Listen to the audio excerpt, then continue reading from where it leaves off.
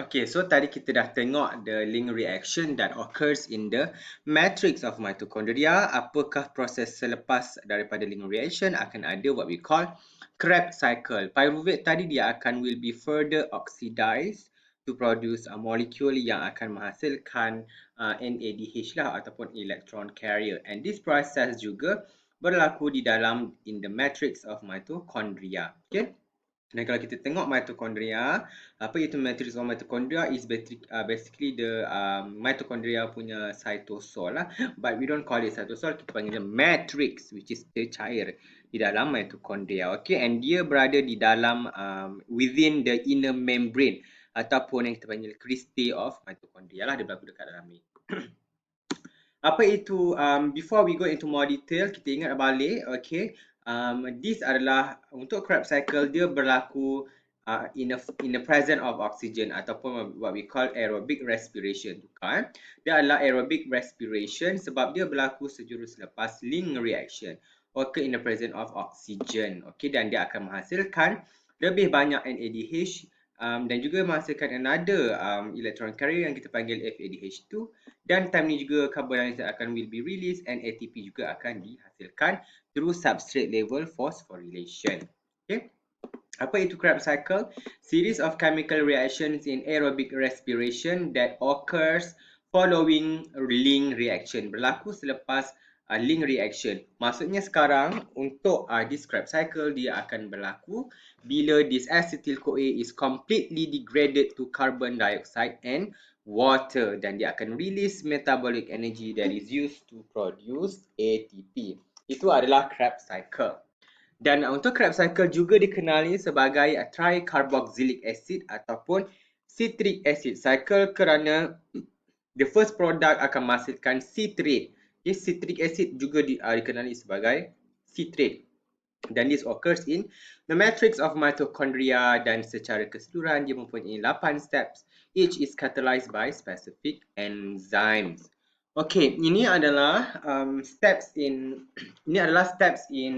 what we call Krebs cycle. I'm so sorry I cannot find a better image sebab dekat Google saya tak jumpa gambar image yang betul HD dan betul. Ini pun actually tak betul setukar dekat sini, okay? For your info lah. But I'll do my best to help you in understanding this. Okay, so kita akan start dengan glycolysis. Bila habis di glycolysis akan menghasilkan pyruvate, in which dia akan undergo oxidative decarboxylation to produce acetyl-CoA. Masa ni acetyl-CoA memang dah berada dalam the matrix of mitochondria.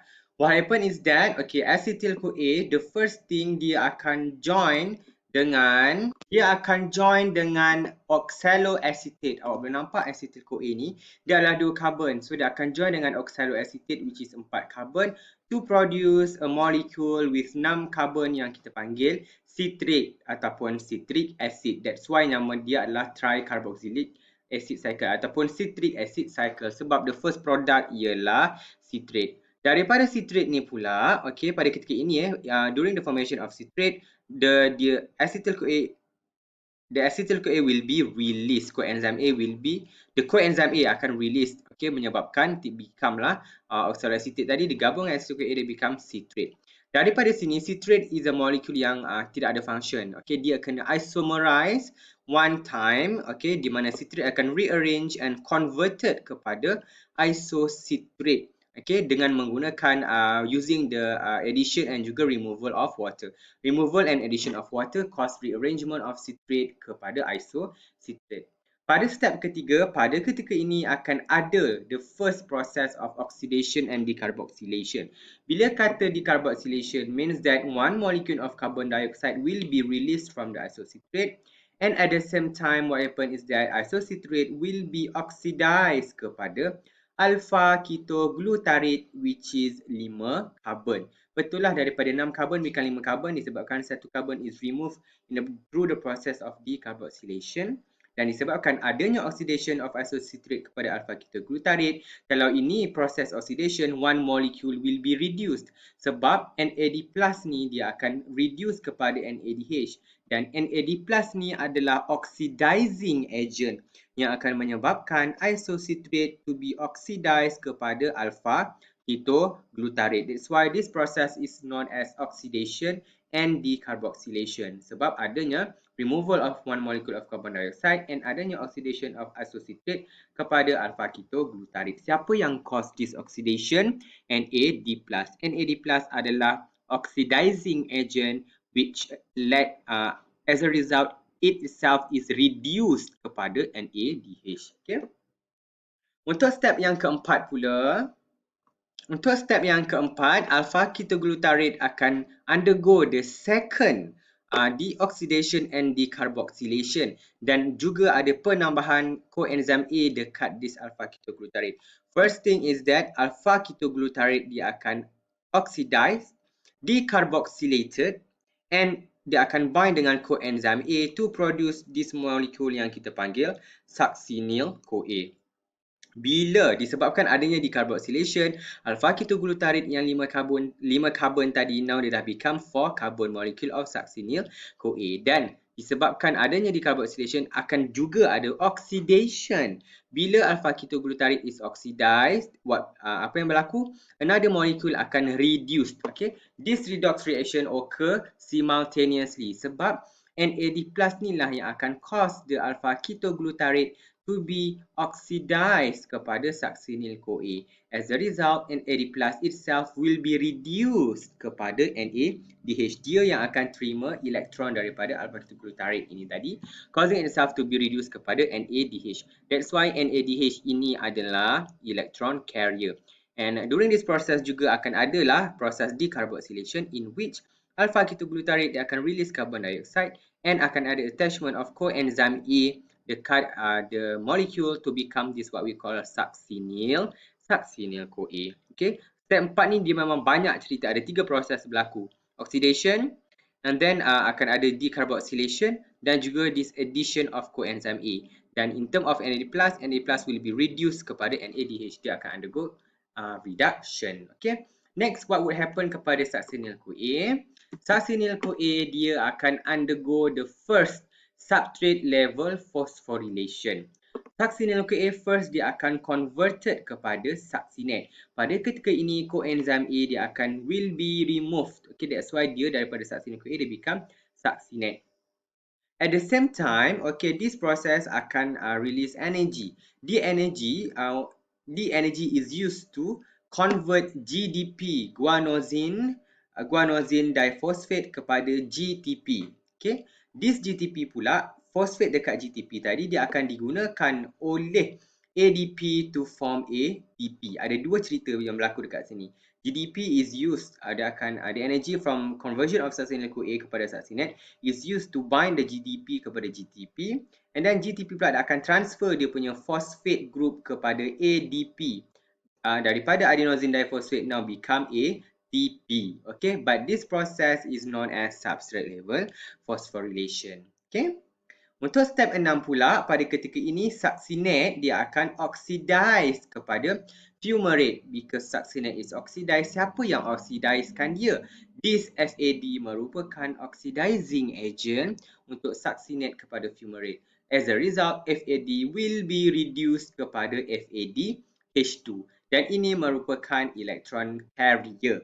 Okay, FAD dia reduce kepada FADH2, causing succinate to be oxidized kepada fumarate. Okay, untuk fumarate pula, okay, in step 7 akan adanya rearrangement, okay, akan adanya addition of water, okay, akan ada proses hydration in which fumarate dia akan receive one molecule of H2O to become molecule yang kita panggil malate. Dan awak boleh nampak pada ketika ini, diorang punya karbon adalah 4 karbon. Start daripada succinyl-CoA, molekul ini semua dia adalah 4 karbon. Cuma nama je berbeza. Okay? Daripada malate pula, malate will be oxidized kepada oxaloacetate. Bila malate oxidized, memang ada orang yang, there is something yang cause it to be oxidized. Okay, ada oxidizing agent dia, iaitu NAD+.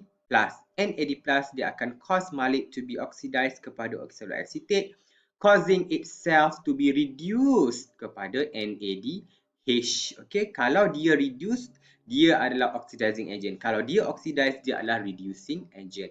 Now, kita akan ada 3 NADH hasil daripada satu acetyl-CoA dan satu FADH2 hasil daripada satu acetyl-CoA.